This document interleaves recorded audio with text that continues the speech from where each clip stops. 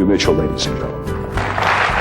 Every day they came back and put me back in this chair. The thing that had been so easy to reach just a few short weeks before now was impossible, or there were steps in my way. A whole world filled with impossibilities, but every day I went back out in the gymnasium, and every day Beverly was waiting for me. Beverly was my physical therapist. Pretty sure that she had once been a Marine Corps drill instructor. I'm pretty sure. Meanest, toughest woman that I've ever loved. Every day she had a list of 5 impossible things for me to do. And every day at the end of the day, there were 5 less impossible things for me to do. Beverly wanted me to learn how to transfer, however. She wanted me to learn how to transfer onto the couch. Now you have to learn how to transfer, as I'm sure you all can understand. If you don't like sleeping in the wheelchair, it's a good idea to learn how to transfer into bed. Transferring into a bathtub. I've found women now get closer to me that have learned how to transfer into the bathtub, so that's kind of a good thing. Transferring onto car seats, airplane seats, all are very useful in my life, so transferring. But the couch is stupid. And here's why. You're going to be on my side when I explain to you. The couch is lower than the wheelchair. You can fall onto the couch. That's not the hard part. It's getting back off the couch, because when you push against the cushion, what does the cushion do? And I wasn't going to do it, and she couldn't make me. Beverly came over. Mitchell, there's one more thing. I'm not going to do it, Beverly. It's stupid. You can't make me. Mitchell, calm yourself. Relax. Mitchell, have you ever considered the fact there's probably 2 ways you're going to get close to your future mate? One is going to be next to her in bed. One is going to be sitting next to her on the couch. The couch is probably going to come first.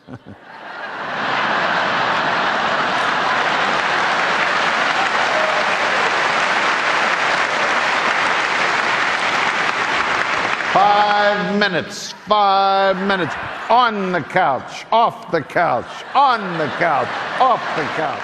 So the question is, what transfer are you avoiding? What transfer are you putting off?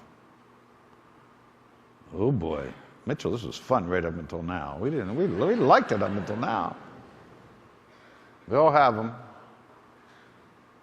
Most of us are avoiding them. If you leave this room today the way you came in this room today, then the question is, why did you come in this room today? I'm not saying it's easy. If it were easy, you would have done it. But think about it. Because now might be a really good time to begin. I tell people again and again and again that you don't have to use these obstacles as an excuse to stop, to fail. You can use them as an excuse to succeed, to learn a new way to do something. And you don't have to be burned or paralyzed to have big things happen, because a lot of us have big things happen. Mitchell's life is an example of the title of his book.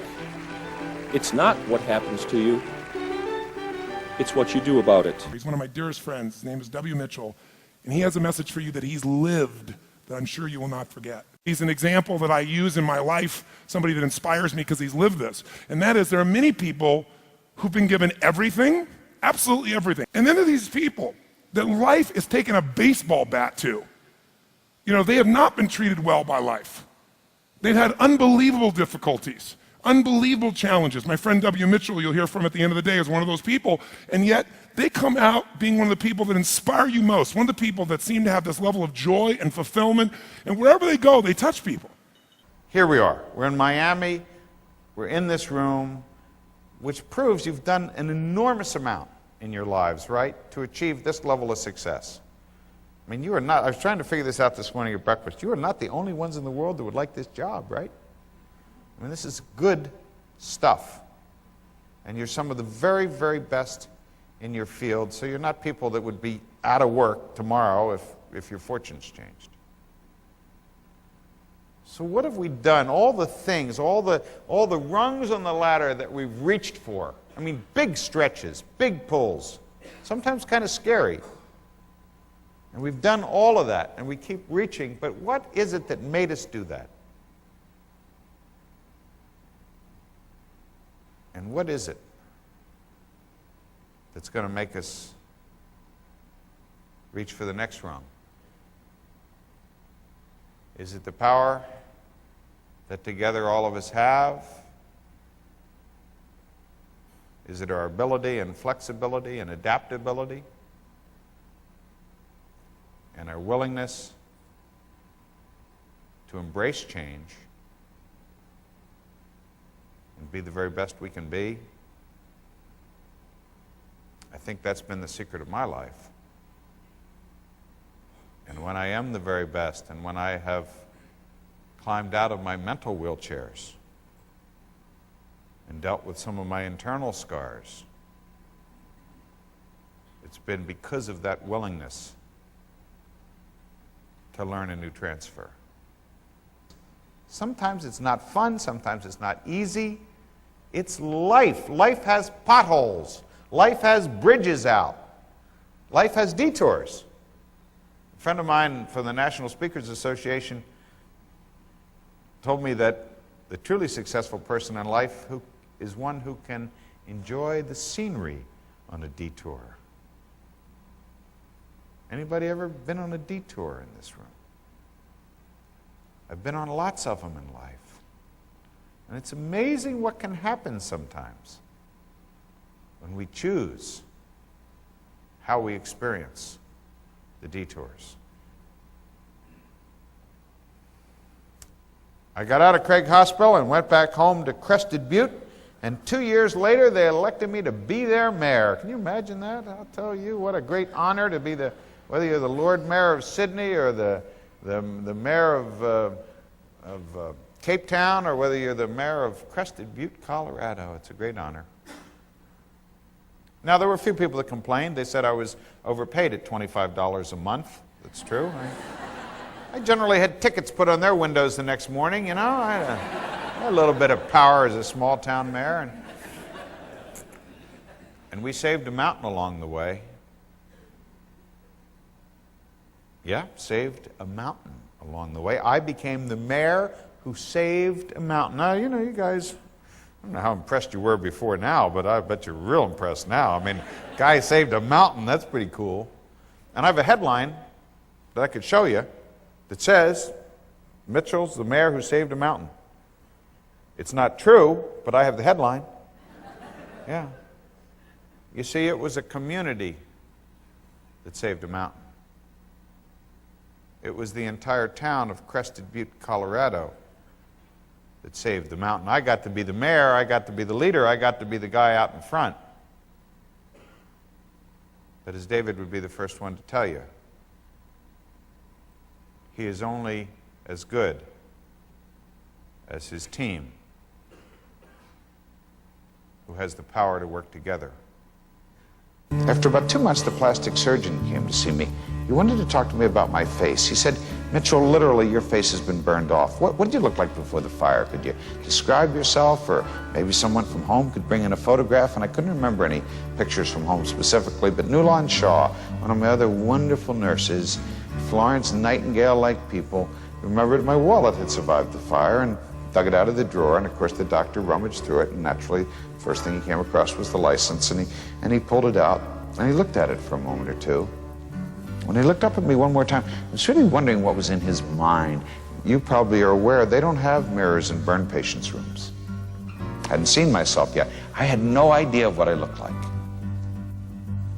Finally, he took one last long look at the driver's license. Shook his head and said, God, I know we can do better than this. And they did. He's known as the man who would not be defeated.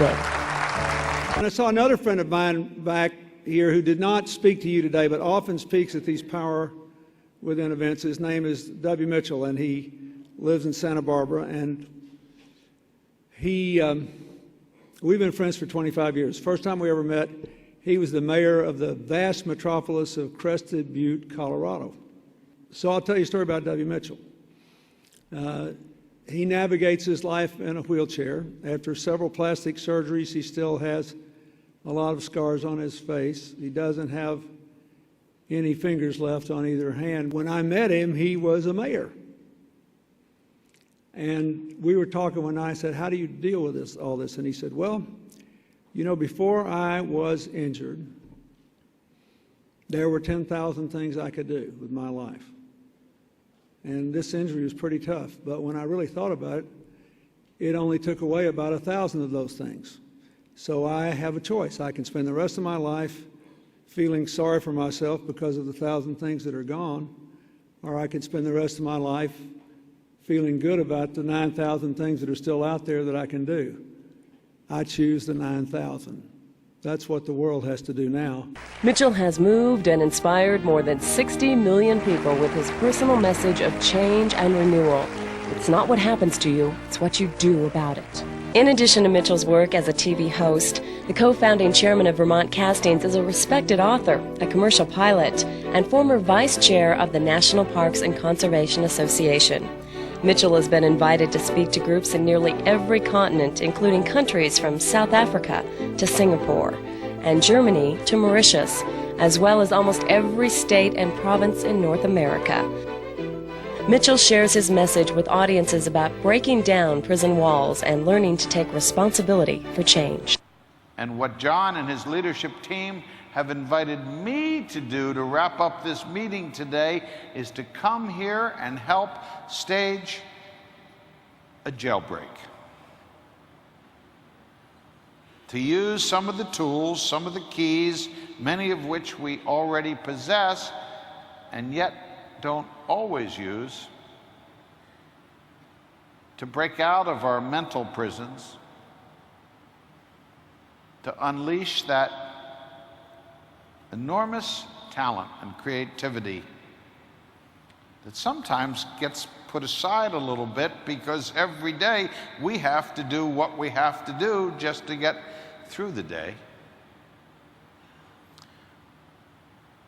Backstage, John asked me to remind you what he said just a moment ago, that it's not what happens to you, it's what you do about it. Because stuff happens. You see, somewhere along those streets of San Francisco, I learned one of the most powerful lessons, one of the most powerful tools, one of the most powerful keys that we could ever have in our lives, and it's old, and it's simple, and you've heard it 1,000 times, and some people are prone to say, oh, come on, Mitchell, tell us some new stuff. We want a lot of new stuff. You know, we're ready to go. We're hot to trot. Mark Twain said, we can't remember everything we know. We need to be reminded. The lesson that I learned was what you focus on in life is what you get back. What you concentrate on is who you become. It is that simple. Guaranteed success, you make $2 billion in a week? No, I'm not aware of that. Guaranteed that you will be much stronger, much better, much more successful both personally and professionally if you put quality in as opposed to garbage. Money back guarantee. To say that W. Mitchell is an extraordinary man is an understatement. He has looked into corners of the human experience that few of us ever see, and emerged with a vision of life that is full of light, humor, and insight. W. Mitchell proves quite vividly that it doesn't matter what advantages or disadvantages you were born with. It's not the conditions or the externals of your life that will determine your destiny. What matters is what decisions you make about how your life is going to be. The decisions that will write the story of your destiny. And I say to people, I'm not exceptional. I'm not phenomenal. I am as much as any of us are, but I'm not this one-of-a-kind person. There's never been another one like Mitchell. I'm an ordinary person in an amazing situation who has chosen to find a lot of good in it.